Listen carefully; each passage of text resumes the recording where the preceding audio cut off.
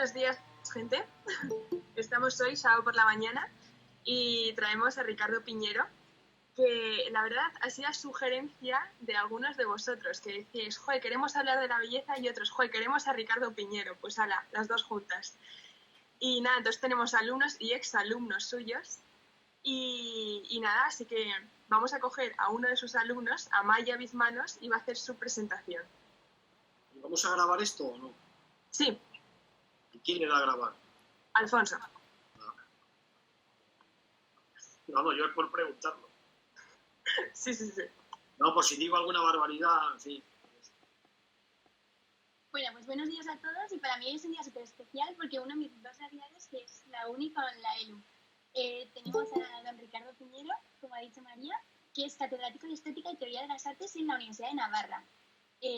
Estudió e impartió clases también en la Universidad de Salamanca y también en la Universidad Autónoma de Madrid, entre otras, porque la verdad es que su currículum tiene decenas y decenas de páginas. Nos viene a hablar de la belleza en tiempos de confinamiento y, sin más dilación, damos paso a Ricardo Piñero. Vale, fenomenal. Yo voy a apagar mi cámara y voy a compartir con vosotros una presentación que he hecho. ¿Vale?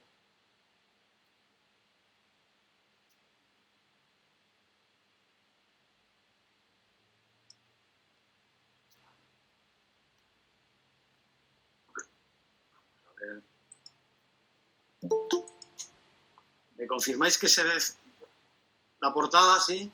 Sí. Perfecto. Vale, pues belleza en tiempos de confinamiento. Bueno, yo en realidad lo he titulado Belleza Cautiva porque, bueno, seguir regodeándonos en el hecho de que hay, o diciendo, ay, que estamos aquí, que no podemos salir, todo eso me parece bastante pobre.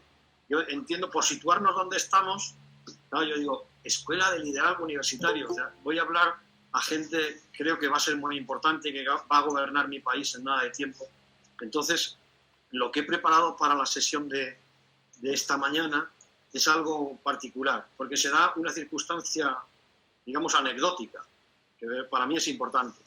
Y es que hace aproximadamente 3 semanas o así, he empezado a escribir un libro que se llama No sé cómo, pero que va sobre la belleza. Entonces, a partir de ahí, cuando recibo la invitación de la escuela para hablar sobre belleza, digo, pues, caramba, pues podría soltar algo estándar de lo que hago en clase de estética y teoría de las artes, de lo que hacía en Salamanca o de lo que hago aquí ahora en Pamplona. Pero no me apetecía eso. Entonces, lo que he preparado es algo así como un work in progress y lo que estoy haciendo, ¿vale? Y lo que estoy haciendo justamente se llama belleza cautiva. Ahora, voy a compartir con vosotros algunas imágenes. Me decía tanto María como los que se dedican a la organización, a los cuales agradezco inmensamente que me hayan invitado, y aquellos que pensaban en mí también, claro, que no me extenderé más de media hora, ¿eh? Bueno, más o menos. Y si a alguien le parece muy chinchante, pues con salir al audio y hacer interferencias discretamente, pues que yo me lo tomaré como una indirecta y cortaré. Entonces, cuando hablamos de belleza, en el fondo, y de cautividad, pues hombre, esta imagen de pintura flamenca que está rodando ahora mucho por las redes sociales es muy atractiva, ¿no?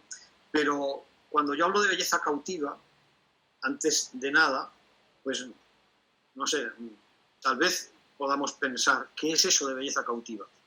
Si yo pongo esta imagen, yo creo que como principio metodológico para la sesión, si yo pregunto algo, quiero que alguien me conteste, que active su micrófono y me conteste, porque si no, tengo la paranoia, como Hegel cuando estaba en clase, hablaba a los alumnos y nadie le contestaba, ¿no? Entonces les ponía mirando a la pared para decir, bueno, como no están, pues por lo menos miren la pared. Si yo pongo esta imagen, ¿alguien conoce esta imagen? Necesito un sí o un no. Yo no la conozco. No. ¿Alguien que diga un sí? ¿Alguien la conoce? Kandinsky. Kandinsky, muy bien. Eso es Kandinsky. Claro, si uno piensa en belleza, probablemente la primera imagen que le viene a la cabeza no es Kandinsky. Aunque uno pueda decir, caramba, esta imagen es súper bella. O alguien dirá, lo dirá, don Ricardo, esto es una patata. Le parecerá a usted bella, pero a mí me parece una patata. Bueno, vamos a verlo con sencillez, ¿vale? Tal vez si cambiamos el registro y vemos esta otra, que es otra de las imágenes que aparecen en las redes sociales mucho estos días, por las ventanas, los balcones. Esto es un Murillo. Estoy seguro que lo habéis visto porque rueda mucho por las redes sociales, como digo, y son mujeres en la ventana. Pero lo que tal vez no sepáis es que Murillo lo tenemos muy, muy asociado, pues yo que sé, a las Inmaculadas, a las vírgenes, al arte sacro. Pero te digo, tal vez no sepáis que Murillo era un especialista en reflejar los bajos fondos, ¿no? Y este cuadro, que se llama Mujeres en la ventana, también tiene otras formas de ser reconocido. ¿Y alguien me puede dar alguna pista? No oigo nada. ¿Alguien ha visto alguna vez una casa de, voy a decirlo así con sencillez, una casa de prostitutas? Este cuadro es una casa de prostitutas. Tal vez la gente que lo pone en la tele, en los WhatsApps, no cae en la cuenta. Pero este cuadro se reconoce también, con perdón de Germán Barba, como las gallegas. Germán Barba y si hay algún gallego más. ¿Por qué? Porque había muchas mujeres gallegas que bajaban a Sevilla a ejercer la prostitución. Y esto, en el siglo de oro, en el que Murillo pinta, hay un refrán que dice: mujer que se asoma cada poco rato a la ventana es que piensa venderse barato. Y estos son, como veis, ahora podemos hacer un relato mucho más sublimado del asunto, pero la cautividad, no, son dos prostitutas que se asoman buscando clientes. Por eso las miradas son comprometedoras y los gestos son tan cruciales. Y esos lazos rojos son tan precisos. Claro, si uno habla de belleza, creo que tampoco se pondrá en situación de ver estas ventanas también de Delaunay, que es el cubismo del más potente, ¿no? Claro, decir que esto es bello es complicado, por muchas razones que vamos a intentar ver, ¿no? Claro, este otro tipo que os pongo aquí, este ya es más conocido desde el punto de vista literario. Es Stendhal, el autor de una frase tremenda que en este caso nos viene muy al hilo. La belleza es una promesa de felicidad. Él lo hace en un texto y dice esa frase después de viajar por Italia tal, y le interesa muchísimo el arte. Dice: la belleza es una promesa de felicidad. También sé que nos ha llegado, o por lo menos a mí me ha llegado, una pista sobre la charla de hoy que decía algo así como: la belleza salvará al mundo, ¿no?, del idiota de Dostoyevsky. Bueno, luego si queréis podemos comentar esto, pero hay frases que se quedan como muy esculpidas, ¿no? Esta de Stendhal, de la belleza es una promesa de felicidad, creo que es muy contundente, luego podemos pensarlo un poco.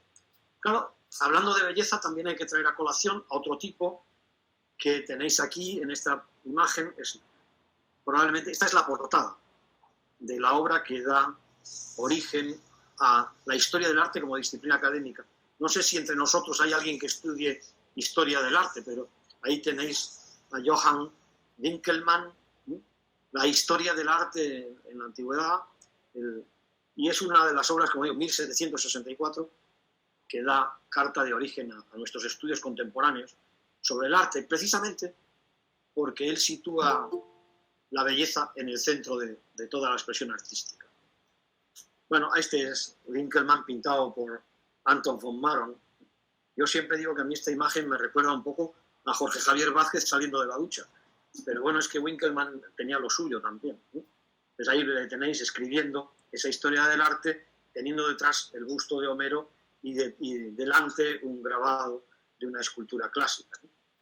Pero claro, hay un problema terrorífico, ¿no? Y ahora que tiene mucho que ver con lo cautivo de la belleza, y es que ahora muchas veces la belleza es puramente entendida en clave cosmética. Es decir, si uno pone belleza en Google, lo que salen son cosas de estas, que a mí como catedro de estética esto me saca de quicio, ¿no? Uno entiende que efectivamente la juventud y la belleza se llevan bien, ¿no? Y que la piel es una cosa muy de belleza y que hay hasta, no sé, en este cachito pequeño se nos muestran hasta 10 áreas de intervención en la cara, solo en partes de la cara, para hacernos más hermosos, ¿no? O sea, a mí esto me saca un poco de quicio, ¿no? Porque nos hace que efectivamente la belleza esté cautiva. ¿Y por qué? Una pequeñísima aclaración de por qué entiendo yo que la belleza está cautiva. No porque esté oculta, porque la belleza está siempre presente. Pero, ¿qué tiene que ver o qué quiere decir lo oculto? Pues es algo muy sencillo, pensémoslo un momento. Lo oculto es lo escondido, lo ignorado, lo que no se da a conocer, o incluso aquello que no se deja ver o que no se muestra. Por eso la belleza normalmente no es algo que sea oculto, porque está como muy a la vista. Paradójicamente, nosotros hemos dejado de verla, de percibirla, la hemos ignorado, y ahí sí que tiene algo que ver con lo oculto. Pero cuando alguien oculta algo, o cuando alguien se oculta, es voluntariamente, es porque tiene varias razones, ¿no? Puede ser por pudor, puede ser por temor, por miedo, por vergüenza, puede ser por un deseo de búsqueda de la soledad, de la intimidad, o una necesidad. Pero la belleza, claro, la belleza no ejerce actos voluntarios, porque no es un sujeto. Entonces, cuando la belleza está oculta, las veces que lo está, es porque de alguna manera es prisionera, está privada de libertad, por así decirlo. Y claro, ¿prisionera de quién? Bueno, podía soltaros un rollo aquí sobre lo que estoy pensando, pero como dice el otro, no quiero hacer un spoiler de mi propio libro, porque todavía ni siquiera está terminado, ¿no? Pero claro, a veces nuestra sociedad tiene un concepto muy tirano de lo que es belleza, y la belleza es cautiva de aquellos que deciden qué es lo que se enseña y qué es lo que se oculta. Otras veces es verdad que hay gente que piensa que eliminar la belleza del panorama artístico contemporáneo ha sido un logro, y no es así, porque a pesar de que la belleza no sea ya la categoría estética del siglo XX o del siglo XXI, es una categoría que siempre estará presente, ¿no? Entonces, bueno, vamos a por ello. La pregunta es muy sencilla. Yo no quiero hoy cerrar nada, no quiero dar una respuesta cerrada a nada. Quiero que partamos de una pregunta que creo que es lo que debemos hacer los filósofos. ¿De qué hablamos cuando hablamos de belleza? Porque, no sé, tal vez tengamos esa impresión de que todo el mundo tiene claro de qué hablamos cuando hablamos de belleza, pero no es así. No porque haya diversidad de gusto, esto es obvio. No porque, como dice el refrán, sobre gustos no haya nada escrito, hay toneladas de libros escritas sobre el gusto, sino porque a veces nos cuesta identificar la belleza porque no sabemos muy bien de qué hablamos. Entonces, creo que la primera tarea de hoy es que pensemos juntos, o es haceros pensar, o es pensar con vosotros propiamente, de este primer interrogante. ¿De qué hablamos cuando hablamos de belleza? Desde el punto de vista académico, desde el punto de vista reflexivo, claro, yo llevo toda mi vida profesional siendo profesor de estética. Claro, cuando la estética se confunde con cosmética, pues uno trae a colación la finitud humana. Es decir, es terrorífico que confundamos estética y cosmética. Bueno, cuando uno pone, como os decía antes en Google, estética o belleza, lo que sale no es ni belleza ni estética, es cosmética. Entonces, por eso me parecía muy importante arrancar con esta pregunta. Entonces, hay varias respuestas posibles, y yo diría que tienen una ventaja con respecto a... que la estética tiene una gran ventaja con respecto a la lógica. Y es que en la lógica solo suele haber una respuesta válida, mientras que en la estética puede haber varias respuestas válidas al mismo tiempo. Entonces, ¿de qué hablamos? Hablamos de ideas. Si la belleza es una idea. Hablamos de sentimientos. La belleza es un sentimiento. O no, la belleza son sensaciones. O bueno, en general la belleza son experiencias. Bueno, podría continuar la lista, ¿no? Pero es verdad que, entre otras muchas cosas, hay gran tradición a lo largo de, no sé, diría 25 siglos, 26 siglos, por quedarme así en lo más filosófico, en los que efectivamente uno puede considerar que la belleza son ideas, son sentimientos, son sensaciones, experiencias. Claro, es evidente que cuando uno dice que la belleza es una idea, podría decir, entonces ya no es un sentimiento. No, si la belleza es una sensación, entonces ya no es una idea. Y como os decía, esto no es así. en estética puede darse el caso de que consideremos válidas varias propuestas, ¿no? Y entonces vamos a dar un pequeño repaso primero por esto, ¿no? Un pequeño, pequeñísimo. Cuando decimos ideas, claro, a día de hoy es obvio que si decimos ideas, esto nos remite mucho al cerebro. Pero claro, no tiene nada que ver. Cuando Platón dice que la belleza es una idea, no se está refiriendo a que es algo que acontece en nuestro cerebro, o que podríamos decir es un acto del entendimiento, que es lo que se entiende que es una idea. No, para nada. Claro, las ideas, la belleza es una idea. Fijaos, hay una cosa que está muy de moda también, en todas las disciplinas, también en la estética, que es la neuro barra y la ciencia correspondiente, ¿no? ¿Hay una neuroestética? Claro que hay una neuroestética. ¿Cuál es la clave de eso? Pues fijaos, la clave de la neuroestética reside en hacer mapeos de nuestro cerebro, estos son imágenes de un TAC, en las que vemos qué partes de nuestro organismo, en este caso de nuestro cerebro, se iluminan cuando estamos delante de aquello que, de alguna manera, convencionalmente pensamos que es hermoso. Bueno, ¿qué conseguimos con esto? Bueno, localizar fisiológicamente una sensación, un funcionamiento orgánico de nuestro cerebro. Pues sí. Ahora, ¿es interesante? Bueno, yo creo que es interesante, pero hasta cierto punto.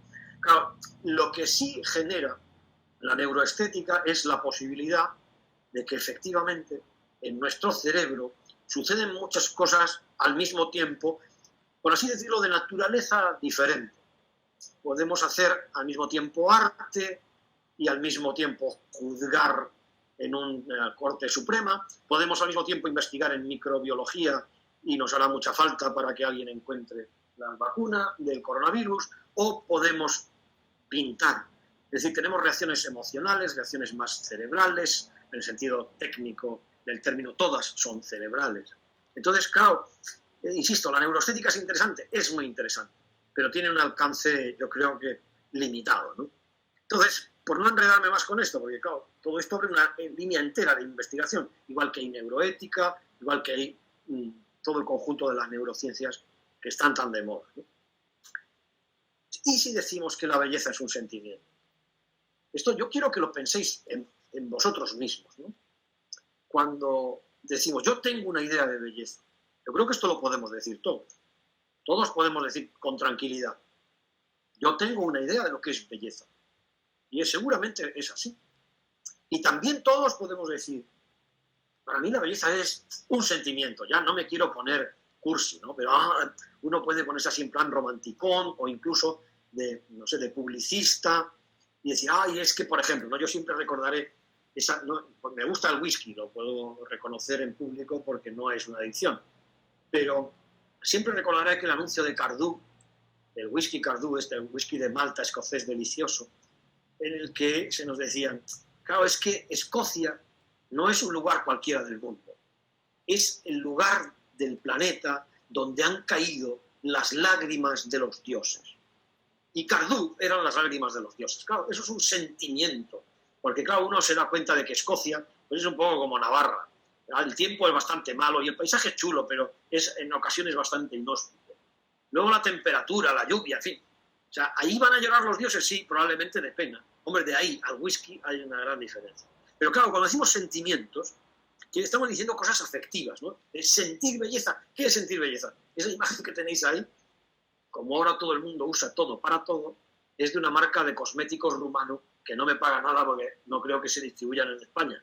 Pero bueno, en cualquier caso, cuando se llaman Feel Beauty. ¿Por qué? Porque claro, los cosméticos terminan en algo que es probablemente la piel, pero juegan con lo afectivo, ¿no? Entonces, fijaos, ¿cómo podemos ir a imágenes más de estas, ¿no? Siempre tendemos a que el corazón, más allá de ser la bomba que nutre de líquidos de sangre a nuestro organismo, pues es el cajón donde están los sentimientos, ¿no?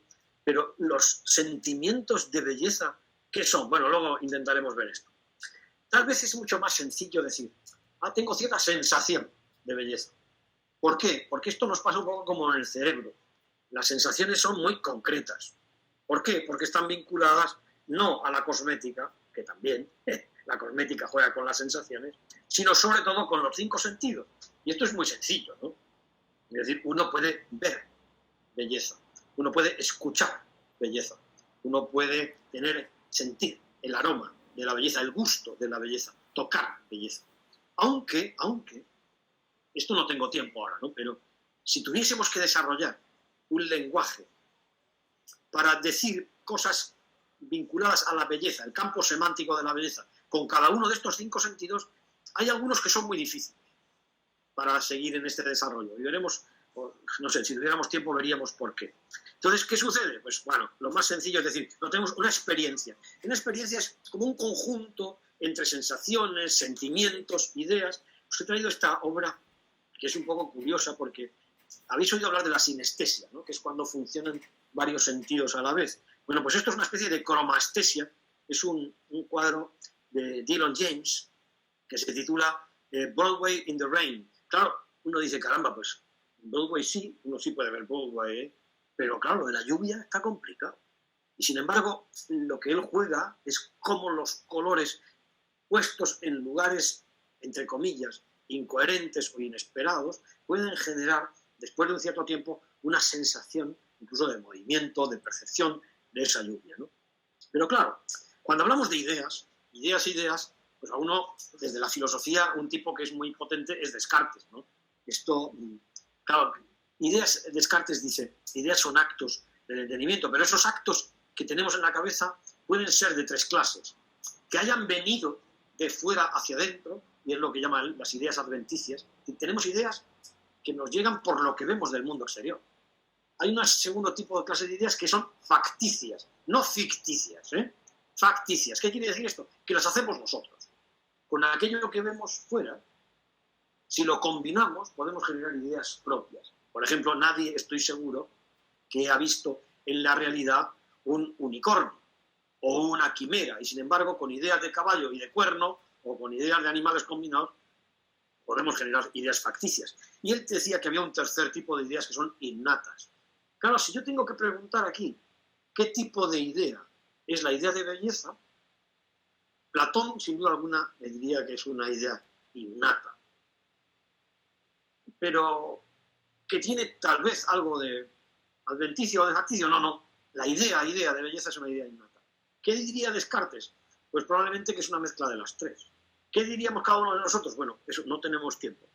Sentimientos. Ahora con el mundo de los emoticonos, aunque parezca mentira, hemos reducido mucho el mundo de los sentimientos. Y esto en estética es muy relevante. ¿Sabéis por qué? Porque reducir la capacidad de comunicar, expresar o recibir sentimientos quiere decir reducir capacidades desde el punto de vista antropológico. Es decir, es como si nos fuéramos haciendo infrahumanos. Es como si fuéramos infrahumanoides. Entre el me gusta y el no me gusta hay muchos matices. Yo he querido traer esto de aquí como símbolo de la defensa del plurimatiz, ¿no? Lo que tenéis ahí delante lo sabéis de sobra. Son máscaras, es un mosaico que refleja las máscaras de la tragedia y de la comedia. Pero claro, hay muchísimos matices en la tragedia, hay muchísimos matices en la comedia. Y entonces, claro, la sensibilidad humana es tan potente que los sentimientos nos llevan básicamente, podríamos, si queremos reducirlo, a una doble vía. Aquello que nos agrada y aquello que nos desagrada. Y luego, a partir de aquello que nos agrada, hay muchísimos matices. Y aquello que nos desagrada, hay muchísimos matices también. ¿Cuál es la clave? La clave para profundizar y de liberar la belleza cautiva es saber por qué algo nos agrada y por qué algo nos desagrada. Es decir, dar razón de cada matiz. Y esto ya es muy complicado. Sensaciones, caramba.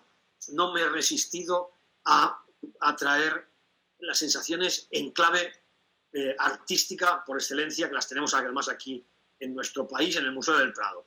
Son las 5 tablas de Bruegel el Viejo que pinta entre 1617 y 1618 para el archiduque Alberto y su esposa Isabel Clara Eugenia.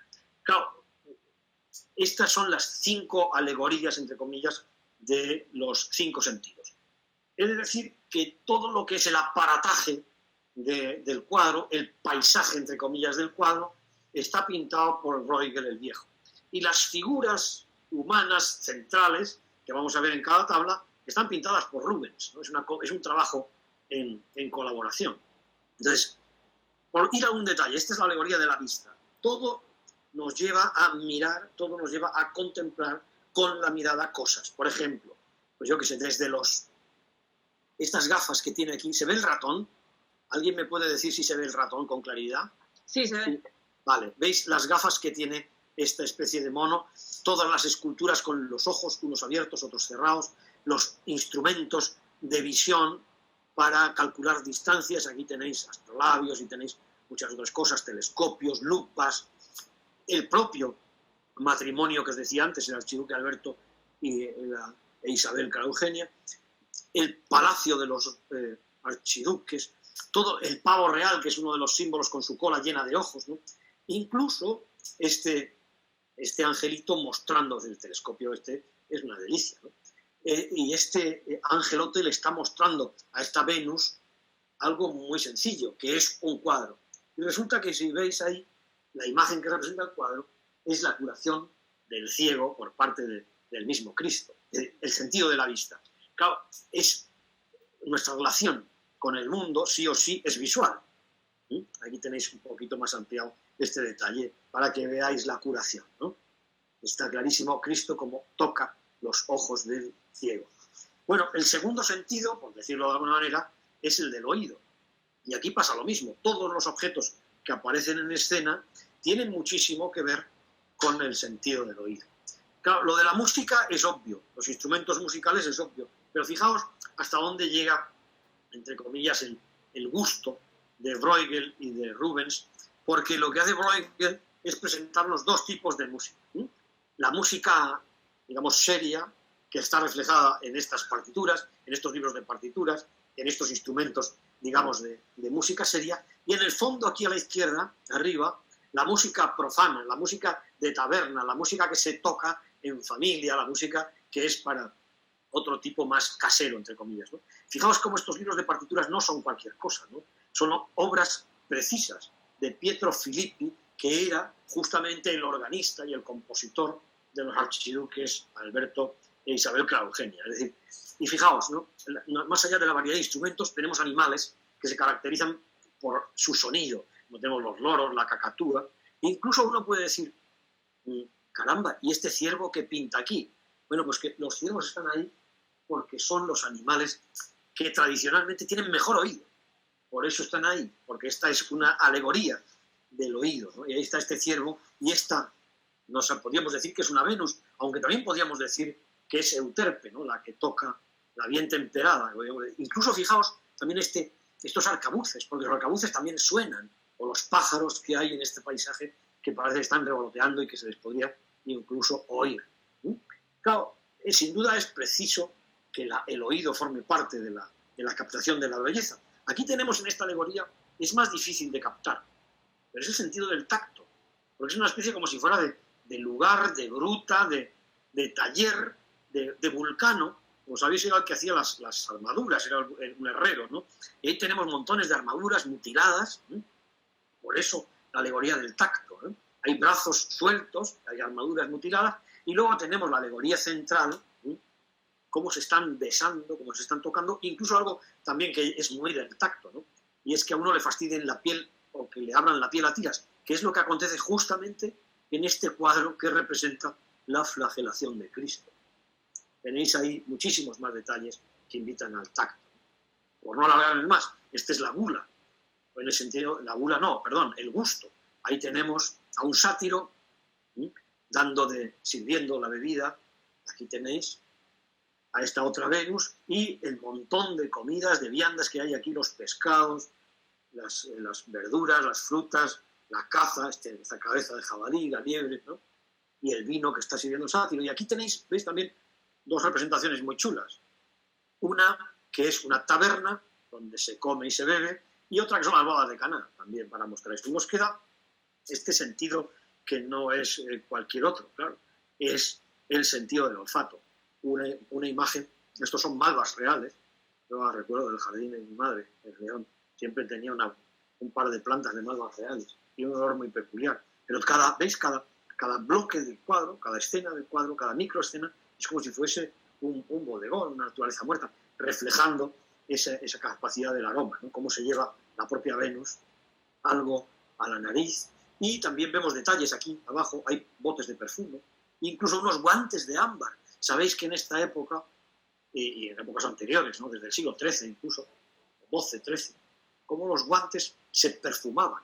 Esto que tenemos aquí, esto que tenéis aquí abajo, son unos guantes de ámbar, con el perfume del ámbar. Bueno, claro, pero ¿cuál es el objetivo? Es decir, ¿cómo concretar todo esto? ¿Cuál es el target, diríamos, de la belleza? Podríamos definir una serie de características. Hemos visto cómo se maneja, cómo se percibe, cómo se recibe, incluso cómo se codifica en parte, ¿no? Porque los sentidos, el cerebro, todo eso hace cierta tarea. Pero ¿cuál es el objetivo? ¿Cómo centrarnos en esto? ¿Cómo centrarnos en algo que podemos decir la belleza? Pues claro, tiene dos características muy sencillas. Una es que complace y otra es que nos parece perfecta. Es decir, la perfección y la complacencia, el agrado, son dos características muy del objetivo de la belleza. Claro, Hogarth, os recomiendo este tratado si alguien lo quiere leer, 1753. Hogarth hace un análisis de la belleza, como titula ahí. Hogarth es un caricaturista inglés, un tío muy interesante, muy, muy interesante. Y hace una serie de descripciones de algunos rasgos que pueden ayudarnos a entender por qué las cosas nos gustan, ¿no? Y ahí, una de las características más importantes para él, la pone en la portada del libro, es la variedad. Imaginaos que algo fuera muy monótono, termina disgustándonos. Lo monótono termina cansándonos. Y esto que está aquí es la pura geometría también de aquellas cosas que nos parecen más agradables. Esa forma de pirámide nos es muy, muy agradable. Y esta especie de S es la línea ondulada, es la línea de la belleza que él denomina. Bueno, en fin, no puedo detenerme en estas cosas, pero si alguien quiere leer esto es una buena lectura. O, por supuesto, Baumgarten, que es igual que Winkelmann era el introductor académico de la disciplina de Historia del Arte, pues el académico de la disciplina estética es Alexander Baumgarten, en 1750, que publica esta obra titulada así. ¿Por qué la estética es tan importante para la belleza? Porque, según Baumgarten, la estética es la ciencia del conocimiento sensible cuyo objeto es la belleza. Pero un mínimo análisis, porque claro, me quedan 2 minutos, 3 minutos para terminar de manera muy, muy rápida, porque no quiero tumbaros. Me voy a quedar en 3, 4 aspectos. Lo muy importante para aprender a degustar belleza, a captar belleza, a liberar la belleza de su cautiverio es saber ver las formas, saber captar las formas. Esa diferencia que hace el inglés entre shape y form es muy interesante. No solo por lo plano y el volumen, no solo, sino porque las formas nos generan, yo diría, por decirlo muy brevemente hoy, 3 cosas. La primera, nos dan identidad de algo. Gracias a las formas, captamos la identidad de algo. Fijaos qué ejemplo tan sencillo. Yo pongo estas formas aquí, es un cuadro de Emilio Fernández Galiano, y uno dice, caramba, ¿a qué sabéis quién es este tipo? Sí. Poner que el rey, muy bien. Claro, pero uno dice, joder, ¿y por qué este tío es el rey? Pues porque lo conozco, porque, caramba, no tiene corona, no tiene flor de lis, no tiene un bastón, es un señor con unos tirantes trabajando. Es decir, ¿por qué este tío no es el ministro de no sé qué, ya que tenemos aquí una bandera de nuestro país y aquí un sillón y está trabajando en una oficina? ¿Por qué este tío no es un funcionario? Porque conozco esta cara. ¿Qué quiere decir? Que Fernández Galiano ha sabido captar la identidad del rey a través de la forma. Porque claro, esto tiene muy poco que ver con esto. Este tío sabemos que es un rey.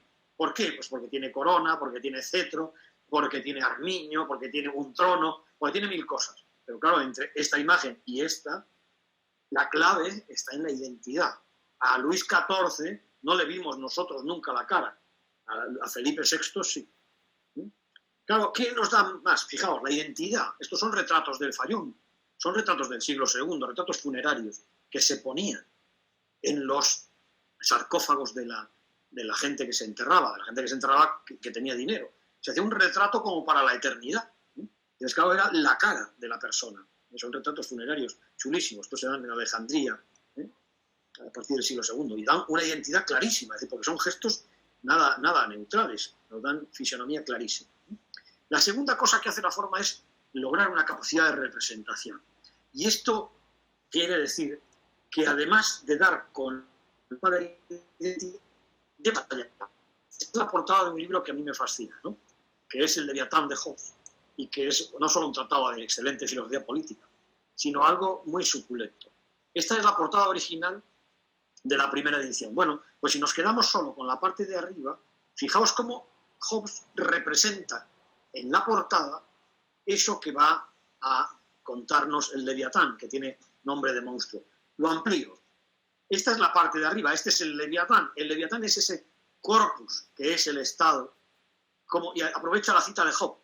No hay potestad sobre la tierra que se le pueda comparar. Non es potestad super terram qua comparedurei. No hay esta frase del libro de Job, capítulo 41, versículo 24, es la que nos dice, el Estado es el poder, digamos, más en clave diplomática, con el cetro, más en clave absolutamente de la fuerza, con la espada, y veis cómo el gran Estado, el gran monarca, está compuesto por homúnculos, por hombres pequeñitos que somos todos. Es claro, esto no solo es una representación de un monte, de una ciudad, de un símbolo, de una espada, de un cetro, sino que es algo más, va más allá, ¿sí?, de la forma. Claro, pero las formas a veces van más allá de ellas mismas, si me permitís la expresión. Y eso hace que también, además de identidad y de representación, tengamos transfiguración. El ejemplo clave de esto es el cubismo. Lo que alguien haya visto este cuadro alguna vez, le costará mucho ver qué es lo que está pasando ahí. ¿Alguien puede decirme qué está pasando ahí? ¿Alguien ve algo ahí? Vamos, algún valiente. Yo veo dos personas dándose la mano, pero vale, soy yo. Bueno, ahora vamos a suponer que aquí hay dos manos, efectivamente, pero es solo una persona. Mira, así es más fácil. Aquí tenemos una persona con su nariz, su boca, sus pelos, su leopoldina, el chaleco, el botón del chaleco, la cadena del reloj, las manos que las tiene cruzadas, y aquí a la derecha, aquí a la izquierda, una mesita con una naturaleza muerta, que es una botella, una especie de... Ahora se ve mejor. Claro, ¿por qué la forma transfigura la forma? Para buscar cosas más allá de la forma, para mostrarnos que la belleza puede estar incluso más allá de la forma. Claro, además de la forma, otro de los factores clave es la composición. La composición nos ayuda, que es la creación del espacio pictórico, escultórico, arquitectónico. La composición es aquello que nos permite generar un espacio de relación con la belleza. Ese espacio puede ser objetivo, y es muy fácil, ¿no? Por ejemplo, como el espacio que genera Velázquez en las Meninas, es un espacio perfectamente diseñado. Fijaos, por poneros algunos ejemplos de espacio objetivo dentro, para que veáis cómo Velázquez ha construido esto de manera objetiva, la clave está en la geometría de las Meninas. Ahí tenéis, por ejemplo, 3 niveles de visión, 3 escenarios distintos, o este otro que es una respuesta más sencilla y a la vez más compleja del punto de fuga, y algo que es mucho más sugerente todavía, que es esta composición global metido en lo que llamamos la sección áurea. Esta espiral es la sección áurea, que es una ratio de proporción matemática, que por cierto tiene un resultado muy parecido al del euro. Es 1,1, muy parecido al euro.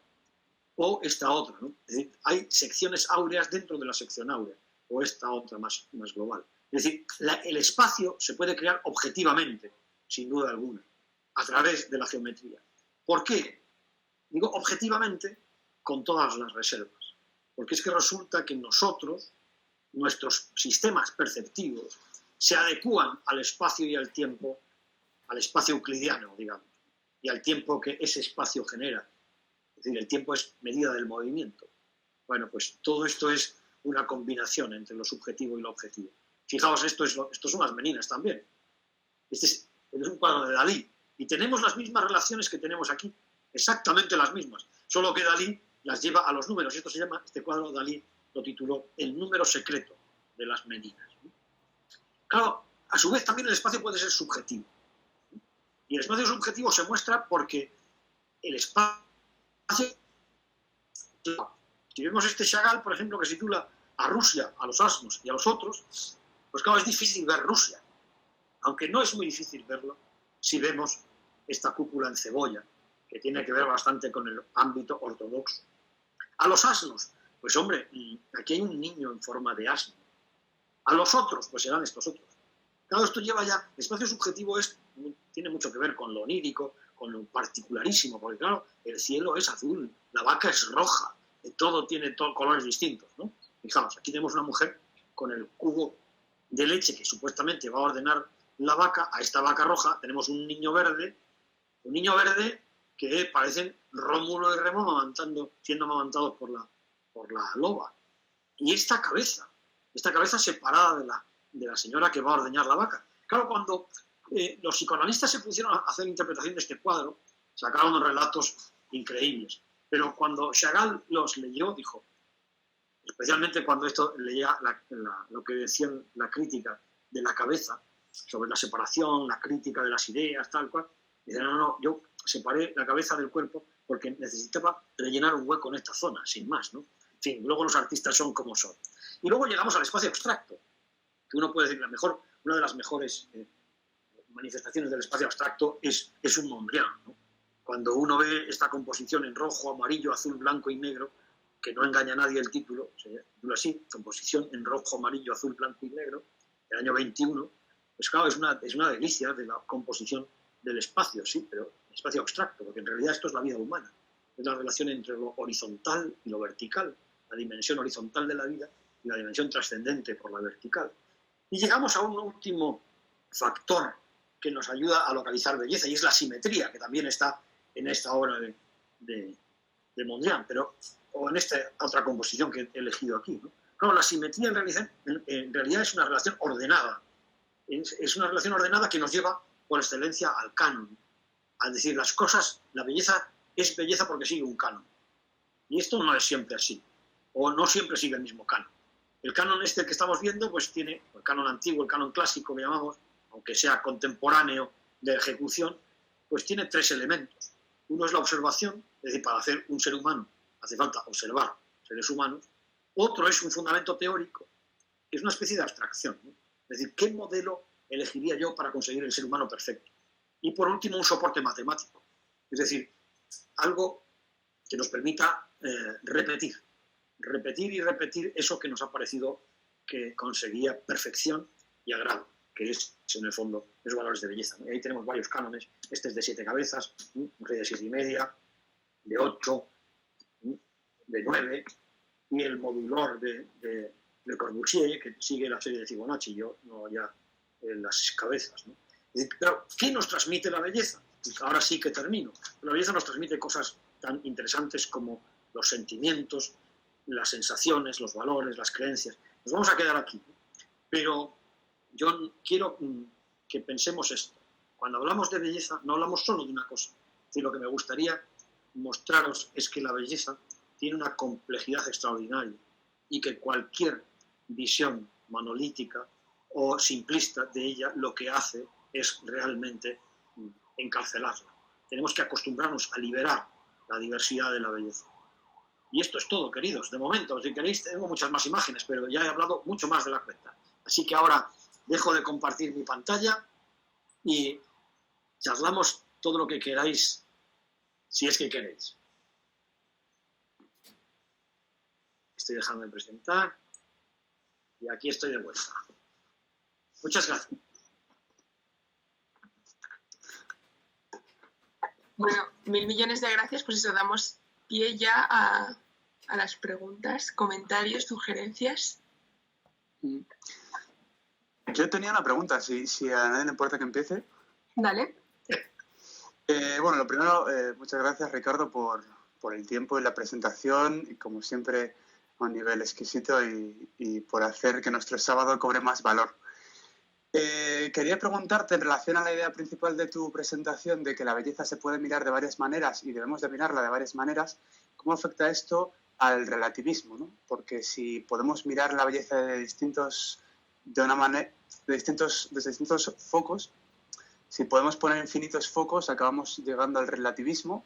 Incluso podríamos llegar a decir cosas como que lo que no es bello, o lo que es bello no es bello, y entrar en este bucle infinito de nunca acabar con una solución, ¿no? Es que ocurre que la belleza se puede ver desde distintos focos, pero estos focos, estos puntos de vista son limitados, ¿o cabe el relativismo para apreciar la belleza? Como dicen en la tele, ¿cuánto agradezco esta pregunta, Germán? No, en serio.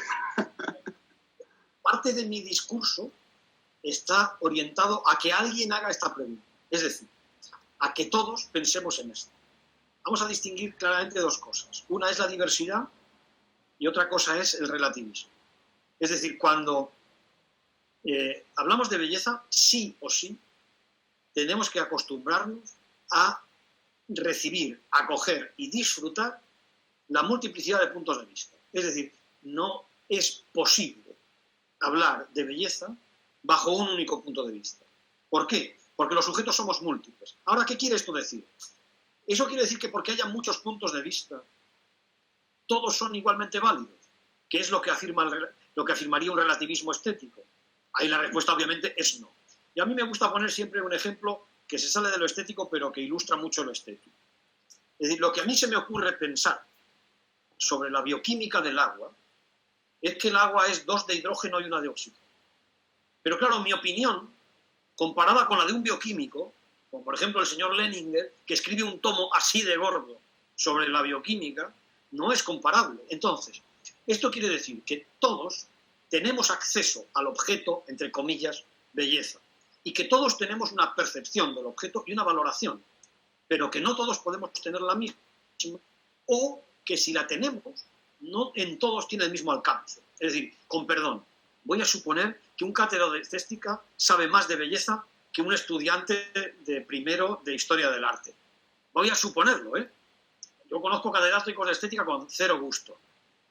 Y conozco individuos que no han ido a la universidad que tienen un gusto exquisito y una capacidad para tratar con la belleza exquisita.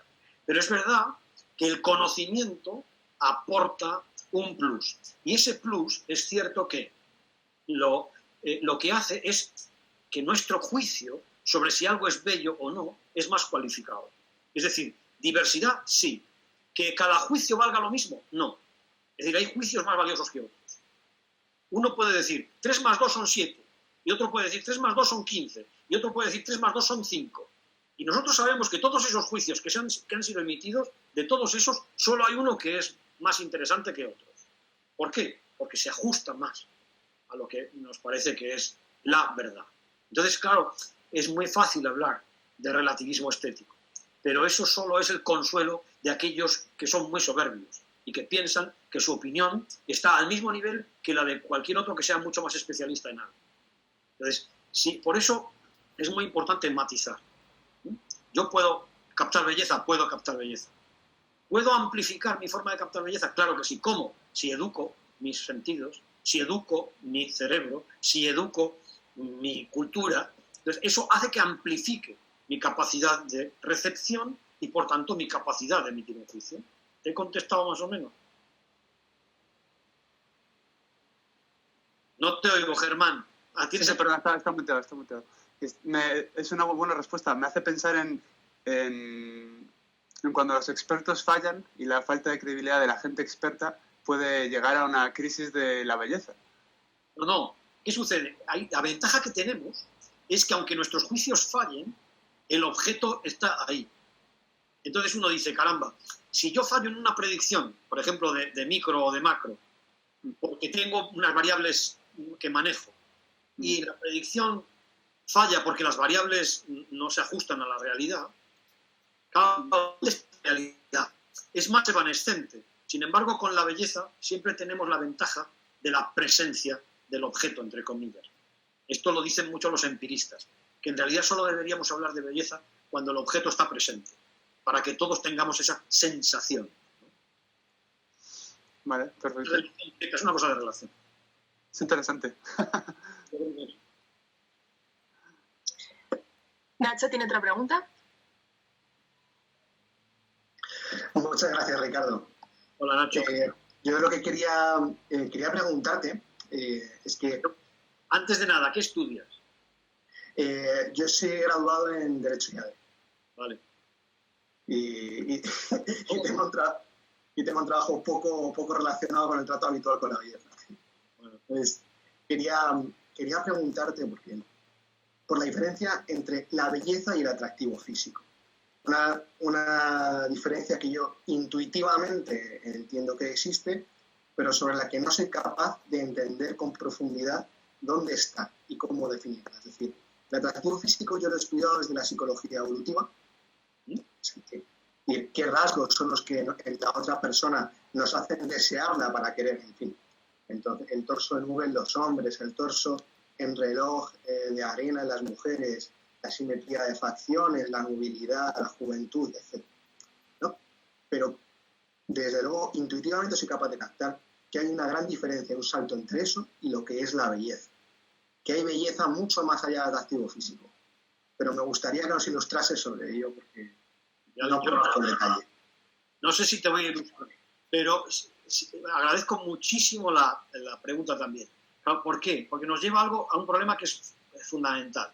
Es decir, belleza es igual por definición a una serie de características objetivas que están en un objeto. La respuesta es sí, pero no.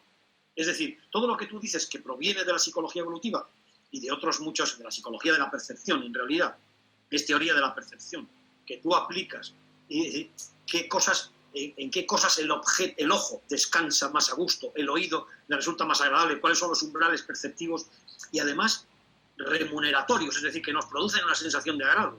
Porque es verdad que los sentidos tienen una serie de umbrales, pero algunos son desagradables y otros son agradables. Entonces, más allá de esa sensación, claro, y más allá de esa configuración objetiva, claro, la belleza tiene un plus, que por eso, claro, yo he intentado abordarla desde varias perspectivas a la vez, ¿no? Es decir, no abordarla, abordar el planteamiento de cómo abordarla desde varios puntos de vista. Es decir, eso que me gusta porque cumple esas características es belleza, sí, pero la belleza tiene un plus que no va solo con el agrado fisiológico ni con el agrado matemático, sino que va con aquellas cuestiones que están en lo afectivo, en las creencias, en los valores. Es decir, nos puede parecer algo hermoso porque es bueno. Nacho, te das cuenta cómo, por ejemplo, en nuestro lenguaje cotidiano, esta analogía entre lo bueno y lo bello se ha colado. En castellano, cuando algo decimos que algo nos gusta, decimos, mira qué bonito es. Cuando decimos qué bonito es una especie de mix entre que es bello y que es bueno. Y de ese bello bueno sale el bonito. Pero en realidad utilizamos la palabra bueno para decir aquello que es hermoso. Es decir, ¿qué quiere decir? Que la belleza interactúa con otras áreas, con otros criterios, con otras parcelas de la condición humana que no son puramente la percepción, sino que tiene que ver con las creencias, los valores, las ideas en abstracto, y que pueden ser, digamos, desde un punto de vista objetivo, métrico, horrorosas. Horroroso. Por ejemplo, uno puede decir, ¡ay, qué bonita es esta escena que estoy viendo! Y lo que estamos viendo es un parto. Y queridos amigos y amantes de la belleza, un parto será hermoso en Marte, pero en la Tierra no, porque se ve sangre, se ven, no digo vísceras, pero casi. Entonces uno dice, ¡ah, qué bonito es el parto! No, lo que nos parece bonito es el nacimiento a la vida. Pero que, no sé, estoy pensando porque no hace mucho acaba de nacer aquí en el Prado de al lado un potro, ¿no? El potro es precioso, pero claro, la vagina hiperdilatada de la yegua, pues oiga, eso también, en fin, eso muy hermoso no es. Entonces, ¿qué sucede? Que cuando aplicamos otra serie de cosas que no son estrictamente valores sensoriales, o criterios sensoriales, sino que son mucho más. Por ejemplo, un ejemplo que está a la vista, Nacho. Tú me estás viendo a mí ahora, ¿verdad que sí? Efectivamente. Con alguien que no sea ciego y que sea guapo. Mi mujer es hermosísima y me eligió a mí. Y yo soy una defesio. Entonces, vería otra cosa que no esas características de psicología evolutiva que tú has mencionado.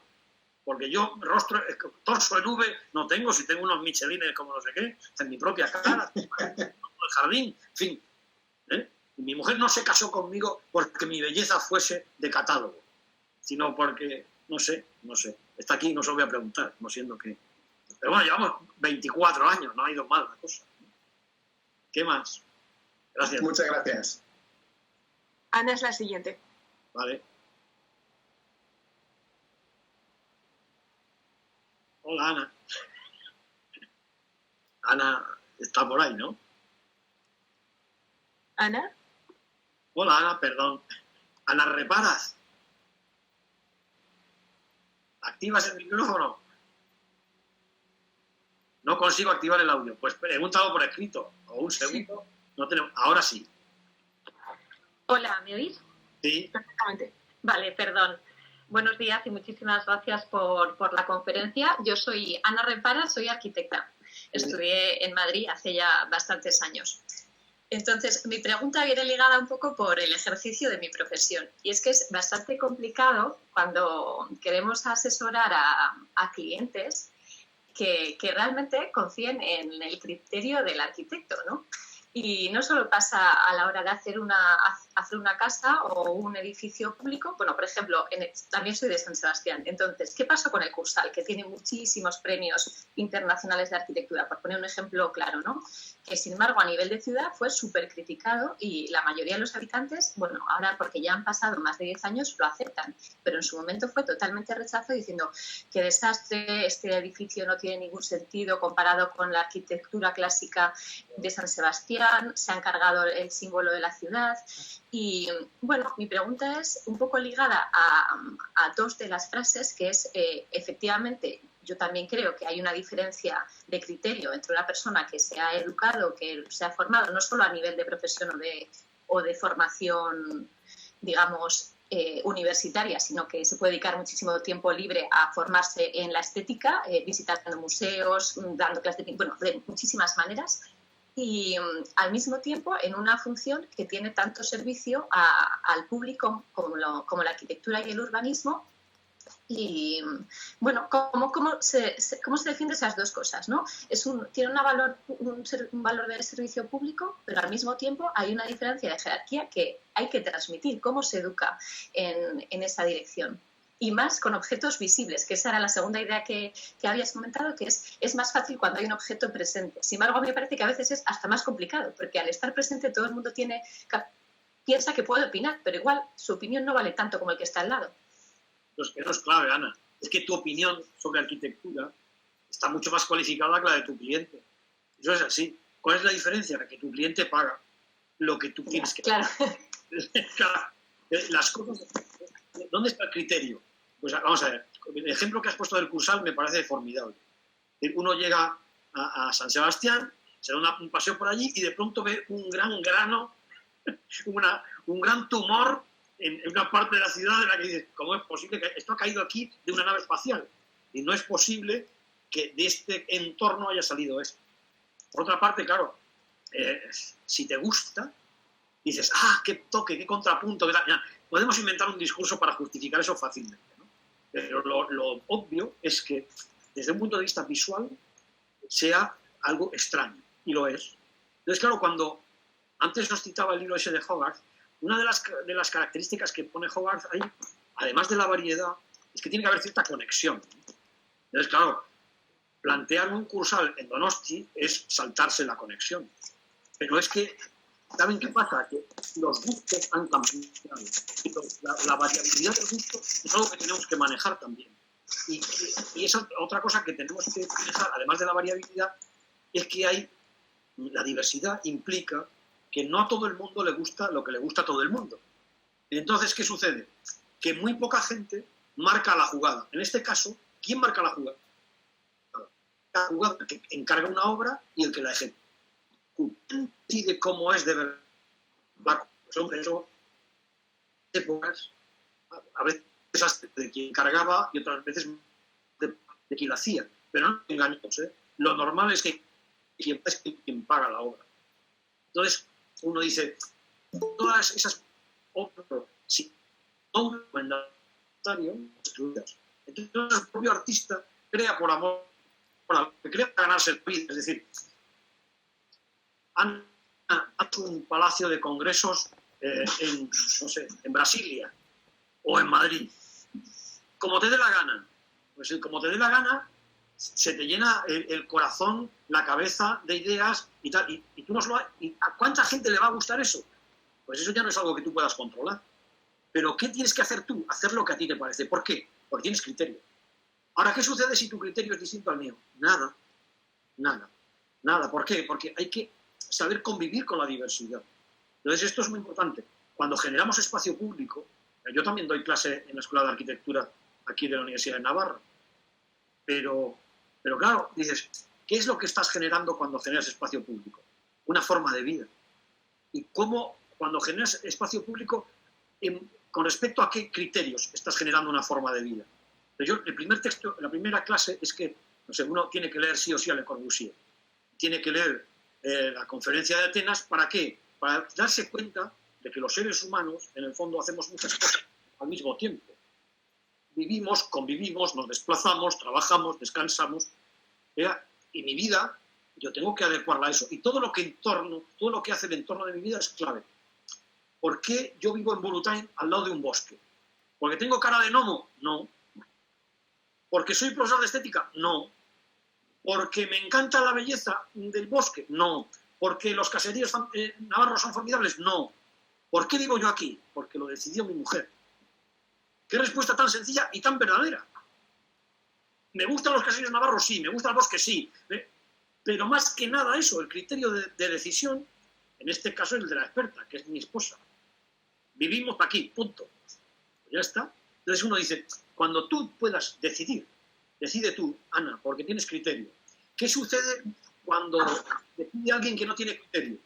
Pues eso se llama decisión política, decisión de un político, que normalmente deciden sin tener criterio y sin dejarse guiar por los que lo tienen. Así de fácil. Muchas gracias. Vale, la siguiente, Marta Morcillo.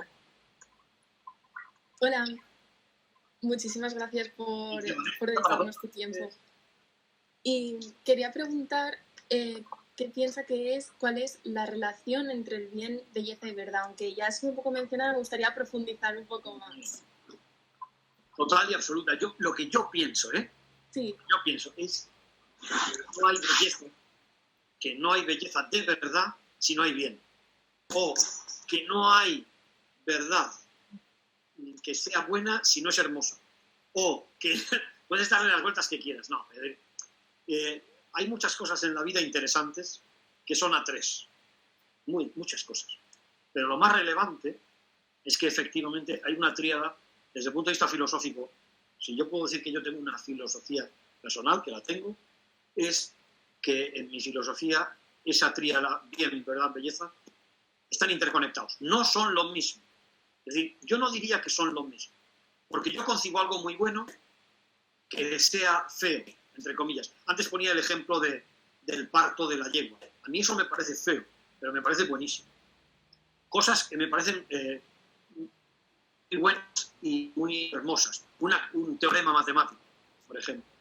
Y además es verdadero.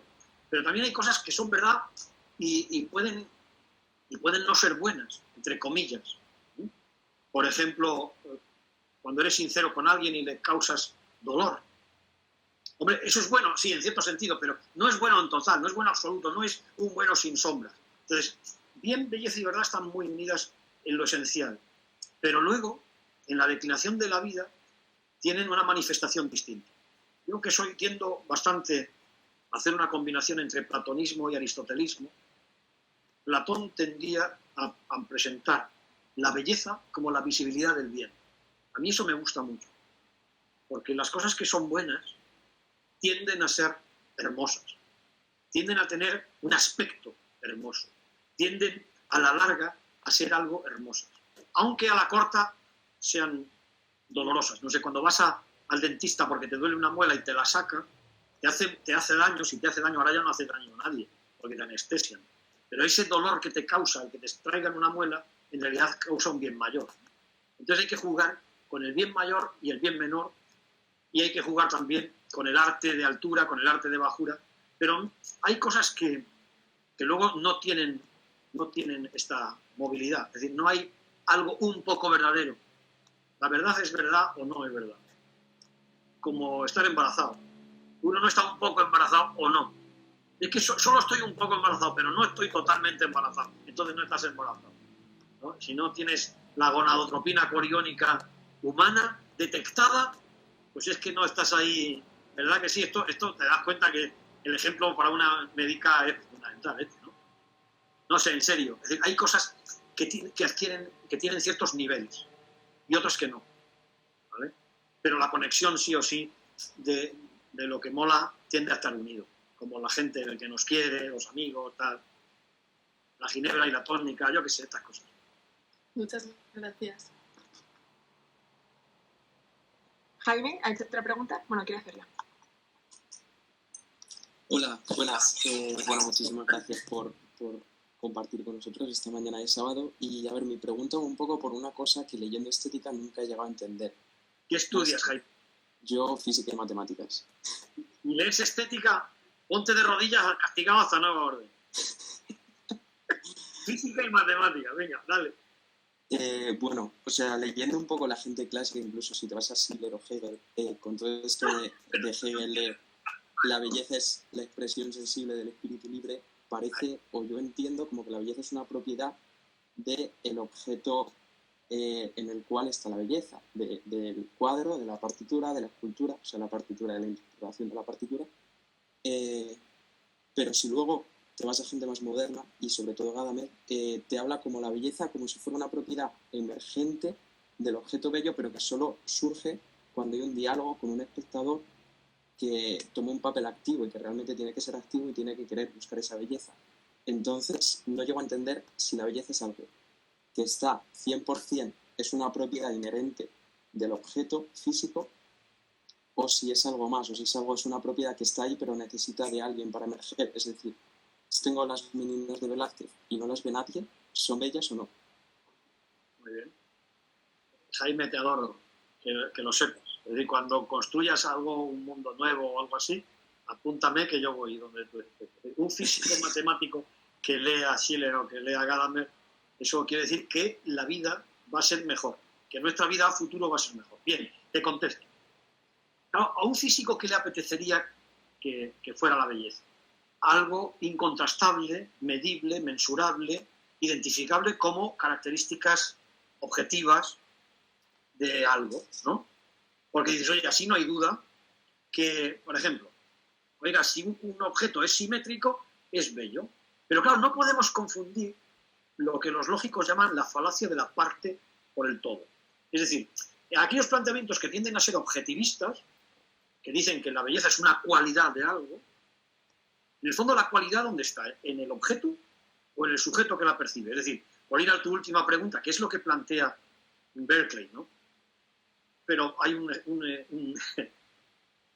filósofo contemporáneo que a mí me gusta mucho que plantea el dilema o la paradoja de la luz del frigorífico. Oiga, cuando yo cierro la puerta del frigorífico, la luz está encendida. Es lo que tú dices, ¿no? Si las meninas nadie las mira, ¿son hermosas? Entonces, ¿tú qué me dirías? Yo te diría, las meninas son hermosas si tienen un encuentro con alguien que las mira. Es decir, la belleza tiene un punto de objetivo, sin duda. Cuando Gadamer dice, no, hay algo que rezuma y que en el encuentro con el sujeto es donde se produce eso. Claro, para mí la belleza es relación. Más allá de cualquier característica objetiva, es decir, más allá de que tenga bello, sea igual a, pues no sé, que cumpla la serie de Fibonacci, o que cumpla la sección áurea, o que tenga la proporción 1:7, o más allá de eso, para mí belleza es un encuentro entre un objeto y un sujeto. Entonces, lo que hace que digamos que algo es hermoso no es el objeto, ni es el sujeto, sino el encuentro entre sujeto y objeto. Entonces uno dice, caramba, esto es distinto a 3 más 2 son 5, claro. Es decir, belleza no es verdad, porque 3 y 2 son 5 independientemente de que alguien lo sume o no lo sume, ¿o no? Cuando tú ves la belleza de un teorema matemático, estoy pensando ahora, antes ponía el ejemplo de la gonadotropina coriónica, ahora voy a poner un ejemplo que es de mucha más altura matemática. El teorema de Gödel. Cuando Gödel hace su teorema y resume toda la aritmética y toda la historia en una sola formulita, ¿a ti eso te parece hermoso? Sí, no me digas que no, porque sí te parece hermoso. ¿Y sabes por qué te parece hermoso? Porque sabes lo que oculta todo eso. Porque tú ahí ves lo que no ve nadie, más que Gödel, tú y los matemáticos. Pero claro, cuando lo mira otro, es decir, si yo veo en una pizarra escrito 17 gen R, y va uno de derecho llave, y dicen, esto será que han quedado a las 5 en la calle G, o qué es esto. Sin embargo, esto nos pasa siempre, ¿no? Cuando uno ve un cuadro, pensamos que todo el mundo sabe lo que está viendo, y no es así. Cuando yo os ponía antes las varias imágenes de las meninas, con proyecciones distintas, con los trazos de la sección áurea, claro, es que no nos damos cuenta de lo que vemos.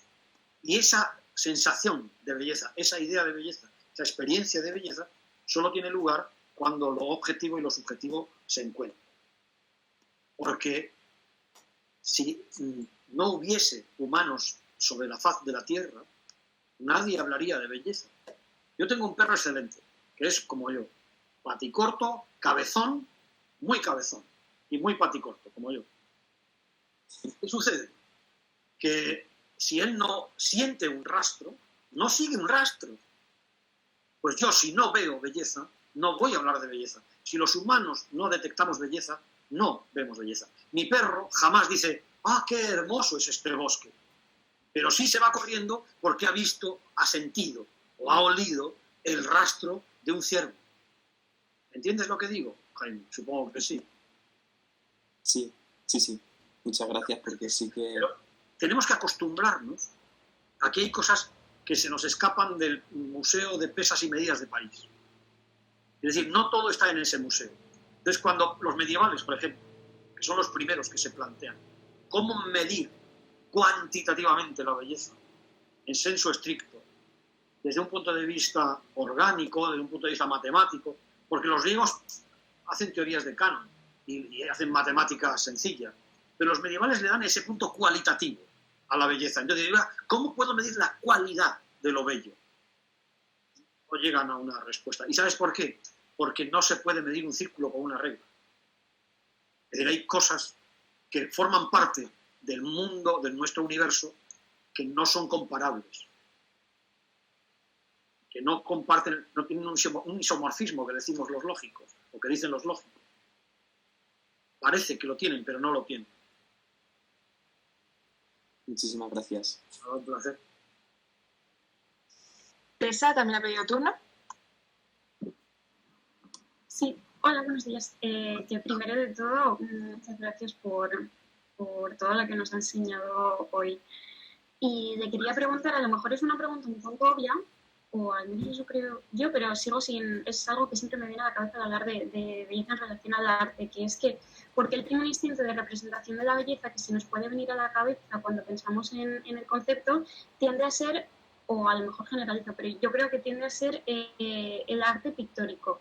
Entonces, ¿por qué es el arte pictórico y no otra representación que bien puede ser, pues como ha dicho, que es más sencillo visualizar la belleza en algo visible, pero en concreto porque este arte?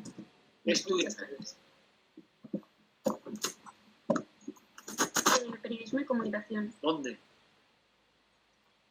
¿En qué universidad? En Madrid. ¿En qué universidad? Carlos III.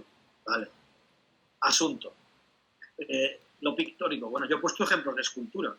He puesto ahí el canon de Policleto, que es el Doríforo, pero es verdad que tendemos mucho a la pintura. ¿Por qué? Pues porque es un arte como más cercano. Es decir, hombre, y, entre comillas también más movible, más sencillo, más portátil y también como mucho más directo, entre comillas, de por qué los dos artes más, podríamos decir, más directos a la mano, que es lo que hace arte en el ser humano, la mano y el ojo, son la pintura y la escultura. Si pensamos en arte prehistórico, lo que vemos son paredes pintadas y pequeños ídolos hechos con huesos o con piedras, ¿no? La Venus de Willendorf o cosas de ese tipo. Claro, es cierto que lo primero que nos sale, voy a poner un ejemplo que es muy, muy sencillo, pero que espero que te guste. ¿Has visto El Rey León? La peli del Rey León, de Disney. ¿Sí? Bien. Sí. Utilizamos la pintura como para mostrar aquello que está oculto, como para mostrar una relación con el mundo que es como mágica. ¿Tú te acuerdas lo que hace Rafiki cuando tiene una revelación? Rafiki es el hechicero, para aquellos no iniciados. ¿Qué es lo que hace? Se va a un árbol y pinta, ¿te acuerdas? O cuando van a hacer el leoncito, el cachorro, pinta. ¿Por qué? Porque es una especie de conexión, de transmisión de un mundo interior, que es el mundo de la revelación, de lo mágico, de lo que está oculto, a un mundo exterior, que es lo que todo el mundo ve. Entonces la pintura es el intermediario entre ese mundo interior y el mundo exterior. La escultura también, obviamente, porque la escultura es una traducción de una forma interior al mundo exterior. Por eso Miguel Ángel, por poner un ejemplo muy importante, cuando Miguel Ángel hace David, el David que os he puesto, él lo hace a partir de una piedra que nadie quería. De las dimensiones de David, no sé si las habéis visto. Sé que hacéis viajes culturales y tal, pero ¿no? Las dimensiones de David son brutales de grandes, ¿no? Entonces, nadie quería, dado el precio de la piedra, trabajar con una piedra de ese calibre, porque no sabía muy bien qué hacer. Entonces, Miguel Ángel explica que cuando vio esa piedra, lo que hizo, ¿no? se enamoró inmediatamente de ella, porque vio dentro a David. Lo que hacía Miguel Ángel era quitar lo que le sobra a la piedra. Es decir, su procedimiento creativo no era pensar algo y hacerlo en piedra, sino ver la piedra y quitar lo que sobra a la piedra. ¿Sabéis quién hacía eso mismo? Stradivarius. La magia del sonido de un Stradivarius radica, yo sé, como tenemos en mi clase de la Universidad de Navarra, al menos hay una violinista muy famosa. No sé en el resto de la escuela, pero en la Universidad de Navarra hay una violinista súper famosa que va a clase con su violín, aunque a veces se le olvida. Stradivarius oía el sonido en la madera y quitaba aquello que le sobraba hasta encontrar ese sonido. Claro, esto es, por decirlo en clave poética, es una especie de intuición formal o sonora a partir de un objeto material. Claro, ¿quién tiene eso? Muy poca gente. Pero el ser humano, todos los seres humanos, tenemos esa capacidad de exteriorizar aquello que tenemos dentro.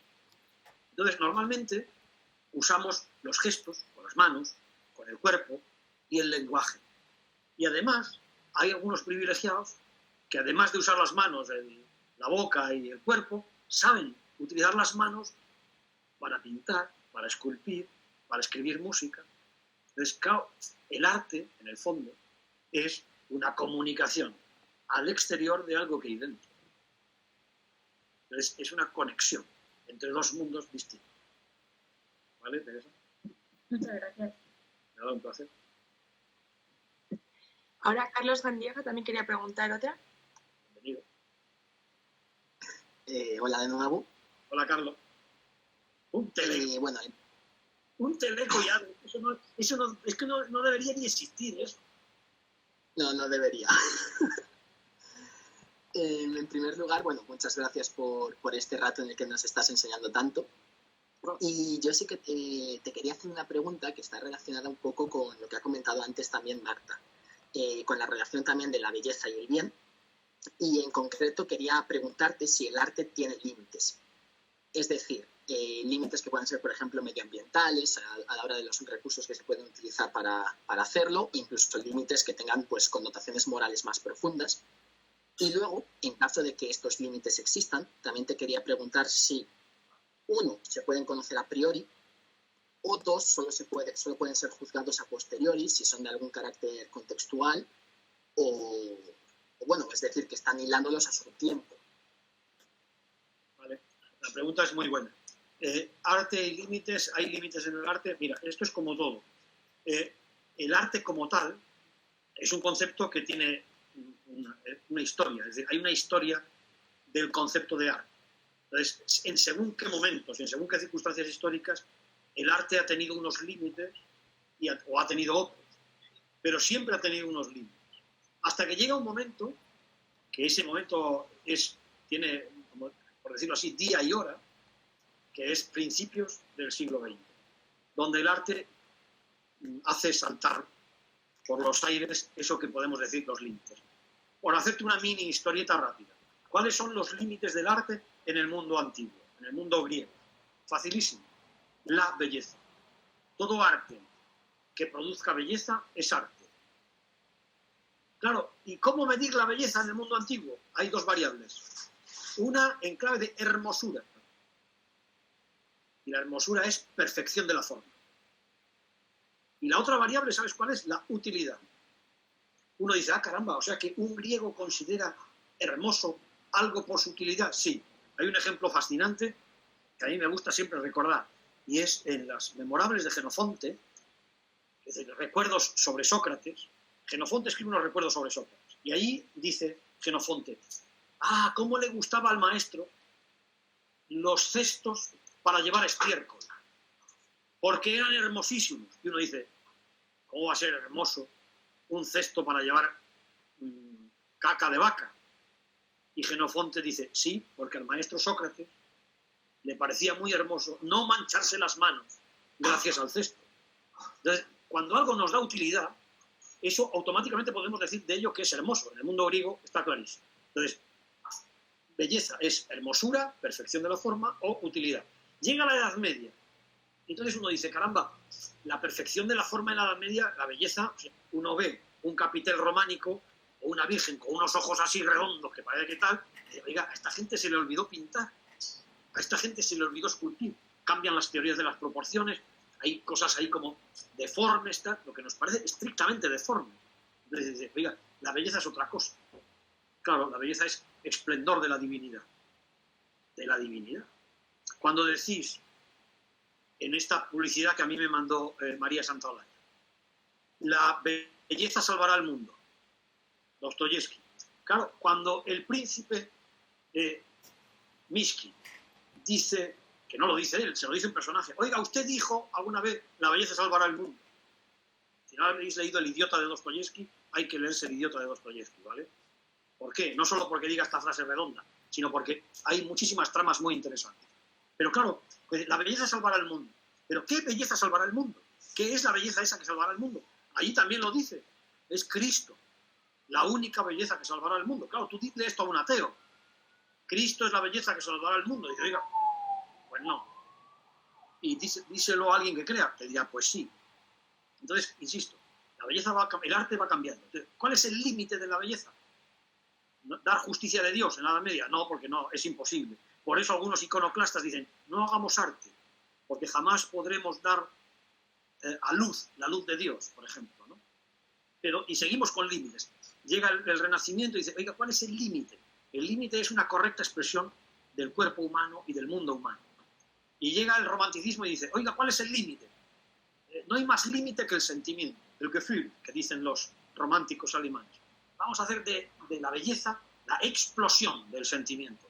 Sea de dolor, sea de sufrimiento, sea de gozo, da igual. Pero el límite está en el sentimiento. Y luego llegan, no sé, las primeras vanguardias o a las prevanguardias históricas. Cuando vemos el impresión sol naciente, y oiga, esto es pintura, esto es una patata. Aquí ya no hay forma, ya no hay precisión, ya no está... No, esto es la impresión de alguien. Ya. ¿Dónde está el límite? No, el límite está en mi mirada. Entonces eso se va subjetivizando. Entonces uno dice, o sea que antes el protagonista del arte era la realidad. Y a partir de ese momento, a partir de impresión sol naciente y después, el protagonista del arte es el arte mismo, no es la realidad. Entonces yo hago con el arte lo que me da la gana. Y por eso meto un urinario, lo firmo, lo llamo fuente y lo coloco en una exposición. Y Duchamp, cuando en 1917 Duchamp lanza Fuente, eso es el antilímite del arte, el antiarte que ha roto los límites del arte. Entonces ahora uno dice, caramba, pero es que a mí eso no me parece arte. ¿Por qué? Porque tienes otros límites. Entonces uno dice, hay límite. El límite es que no hay límite. Bueno, eso es una falacia, como todos sabemos. Hay límites en el arte. El arte y en la belleza siempre ha habido límites. Es decir, siempre ha habido criterio. Y ahora el criterio es que el arte es más importante, el ejercicio del arte y la voluntad del artista es mucho más importante que la representación de la realidad, o la imitación de la realidad, o la copia de la realidad. Entonces, lo que me interesa es contar mi impresión. Ya, pero si a mí no me interesa saber tu impresión, no me interesa tu arte. Por eso también tenemos que tener claro una cosa. No todo el arte nos tiene que gustar. De la misma manera que no nos gustan todas las comidas, ni todos los coches, ni todas las bebidas. Tenemos que generar un criterio, eso sí. Y uno puede decir, mira, a mí no me gusta el vodka, pero el vodka es una bebida espirituosa. O no me gusta el champán francés, pero el champán es una bebida. A mí me gusta el vino de Burdeos o el vino de Castilla y León, cuando estás en Valladolid, el Ribera de Duero. ¿Ya? Pero eso no quiere decir que no sepas que el Rioja también es vino, ¿de acuerdo? Entonces, lo que yo a mí me gustaría conseguir con esta charla que tenemos hoy es que cada uno fuese generando criterio para poder seleccionar aquello que le gusta y que no le gusta. Y para poder también probar aquello que en principio no le gusta, pero que le puede gustar muchísimo. Porque hay cosas que de pequeños no nos gustaban y ahora nos encantan. Hay juegos que antes nos parecían fantásticos y luego resultan increíbles. Yo, por ejemplo, cuando recuerdo que he sido jugador de rugby hasta mi edad universitaria, luego dije, y me sigue gustando, ¿no? Pero me costaría, Dios y ayuda, volver a un campo de rugby. No porque valore mi cerebro, y que alguien me dé una patada, sino porque digo, joder, me da miedo, entre comillas, ahora, salir a jugar o hacer cualquier cosa, ¿no? Por ejemplo, mi mujer es una peligrosa en deportes de riesgo, le gusta todo. Entonces dice, claro, yo no haría esto, pero ella sí. Pues se siente, cada uno hace lo que le gusta, pero con criterio, no a tontos y a locas. Entonces, es verdad que los límites son muy importantes, porque no hay nada que no tenga límites que no nos lleve a la destrucción. El ser humano, para mantenerse vivo, debe tener muy clara la conciencia del límite, clarísimamente. En investigación biomédica, en investigación estética, en comportamiento cotidiano. Sí, los límites son fundamentales. Y aquellas épocas en las que queremos hacer saltar los límites por los aires, en el fondo es porque queremos poner otros. Que no es que no sean límites, es que son otros límites. ¿Vale? Vale, gracias. Bueno, si no me equivoco, tenemos una última pregunta de Amaya. Sí, ¿sí me oye? Sí. Sí, Ana. Vale, mi pregunta es, el título de la sesión es Belleza cautiva, pero mi pregunta es si no somos nosotros los cautivos de esa relación. Qué chulo. Vamos a ver, una de las cosas que yo tengo clarísimas, llevo tiempo pensando esto, y insisto, si veis por aquí, no sé, por aquí tengo, no sé si me veis, ¿no? Hay libretas que están llenándose durante ciertos tiempos para pensar, ¿no? Y una de las cosas que tengo clarísimas es que, y por eso de la belleza cautiva, es que en el fondo, cuando liberamos la belleza, no liberamos la belleza. Los que somos liberados somos nosotros mismos. Eso lo tengo escrito. Es decir, eso lo tengo escrito por aquí, además. Pero no quiero leerlo porque me da vergüenza. Es decir, cuando lo publique ya lo leeréis. Pero el asunto es el siguiente. Es decir, es verdad que la belleza a veces, como las cosas buenas de la vida, como el bien, como la verdad, como la amistad, como la honradez, como tantas cosas, pueden estar tapadas, pueden estar solapadas, pueden tener encima muchas capas, y en el fondo, cuando uno rastrea todo eso y se encuentra con las cosas buenas de la vida, el resultado más obvio es que el primer beneficiario es uno mismo. Es decir, en la liberación de la belleza, lo que nos jugamos es la liberación del ser humano. Es decir, si nos acostumbramos a vivir en un mundo chungo, deshonesto, injusto, que busca la fealdad, grosero, impertinente, ahí los que vamos a desaparecer somos nosotros. Sin embargo, si nos empeñamos en construir cosas buenas, en hacer buenas relaciones, en sumar, no en restar, en trabajar juntos, en pensar las cosas hacia adelante, eso es lo que genera es una vida buena, es lo mejor de la vida. Porque, bueno, Amaya me conoce porque yo doy unas filípicas, en la clase de antropología que yo doy, hago lo que me da la gana. Pero la clave está en esto, es decir, la clave está en que la belleza es una dimensión capital para el ser humano. Si nos acostumbrásemos a vivir sin belleza, ¿podríamos vivir? Sí, pero los prisioneros seríamos nosotros. Estaríamos como encarcelados, estaríamos como en un lugar en el que no merece la pena estar. Claro, uno puede vivir en condiciones infrahumanas, es obvio, lo vemos todos los días. No hay que estar en confinamiento. Hay gente que no tiene para comer, hay gente que no tiene para dormir, hay gente que no tiene nada. Y están vivos. ¿Pero eso es la vida que queremos? No. ¿Qué tenemos que hacer? Pues con inteligencia, con cariño, con respeto, con gusto, edificar un mundo mejor. Claro, suena cursi, pero es clave. Hay una frase de Tapies que a mí me impacta mucho y es: el mal gusto acabó con todo. Es verdad, porque no tener buen gusto es no estar comprometido con la verdad, es no estar comprometido con el bien, es no estar comprometido con la belleza. Y sin bien, verdad y belleza no vamos a ningún lado. A ningún lado. Muchas gracias. Qué bien me lo he pasado. Vale, Carlos Gandiaga quiere abusar un poco más y quiere hacer una última pregunta. Esa última pregunta, María, me has dicho que era la de Amaya. Ya. Lo de la última, bueno, bien. Carlos, dale. Es que era más para, cuando estábamos hablando de los límites, más bien quería enfocarlo en los límites morales y éticos, si puede ser, si la belleza justifica los medios, así hablando en plata. Mira, Carlos, hay gente sin principios. ¿Esto eres consciente de ello? Hay gente que no tiene principios morales. Hay gente que no tiene el bien en el horizonte, en su horizonte vital. Hay gente que le importa un pepino el bien. Y hay gente que, es verdad, y entonces, aunque nos parezca duro, es verdad que lo hay. Entonces, yo entiendo que la belleza y la moralidad, esto es un poco, uno puede pensar, toda belleza ha de tener un componente moral. Igual que la investigación biomédica, por ejemplo, uno puede decir, no se puede hacer investigación biomédica si no hay un componente moral. Hay límites morales. No podemos hacer cualquier cosa con los embriones. No podemos hacer cualquier cosa con la vida.